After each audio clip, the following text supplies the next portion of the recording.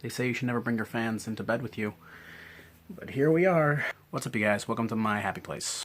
So I'm sick today, and I wasn't planning on doing a video. In fact, I wasn't really planning on doing anything other than just kind of sitting in my own sweat. But I had a thought yesterday, and I thought I'd share it because it seemed appropriate. I started my job yesterday, which means I had to call out for the second day of work, which, you know, is good. But my job is in real estate, and part of real estate is making calls to just about everyone in the phone book. If you own property, I am going to call you.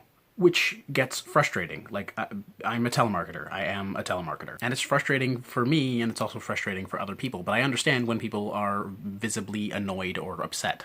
Especially when I call their houses, their personal number, their home, their kid picks up and I have to ask to speak to the parent. And they ask, sometimes nicely and sometimes not so nicely, to be taken off the list. Even just that number, their personal number, take it off the list. And the first time that happened, I turned to my supervisor and I was like, am I allowed to take them off the list? And he said, absolutely not. But this is my job, so it happened again and again and again. And at a certain point, I just started taking them off. Now, this probably could get me fired because I'm tampering with like a company list. That doesn't concern me so much for two reasons. One, it's an unpaid internship. So like worst case scenario, I'm pretty much where I started.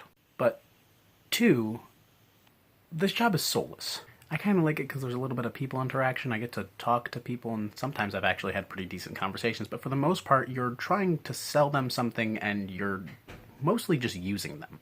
And I hate it for that. It's just very, I want something and I'm going to keep bothering you until you give it to me.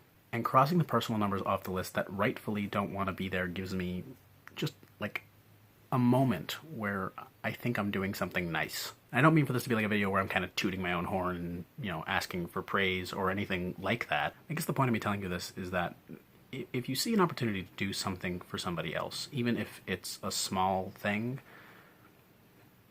go for it. On the one hand, it's no skin off my back, and it kind of helps improve the quality of what I'm doing, because I don't feel like I'm that much of a jerk anymore. I'm not that jerk who's calling and bothering people's families anymore. And on the other hand, it's good for somebody else, and that's nothing to sneeze at. I don't know, I'm sick and I have a headache, but I'm trying to say, if you have an opportunity to do something good for somebody, do it, even if it's a very small thing, and look for those small things to do. Holding this camera up is making me tired, but please don't post get well things in the comments. I don't need your goddamn sympathy. But if you do decide to comment, please tell me something little you've done for somebody in the last week, I guess, if that's something you feel like talking about. I like hearing the little things that people do. And if you haven't done something, try to do something this week. Positivity. It's not so hard to spread, even with the really, really little things. Okay, bedtime for Zach. If you like this video, please like, comment, subscribe. Share this video if it intrigued you. From my happy place, I'm going back to bed. My name is Zach. Good night.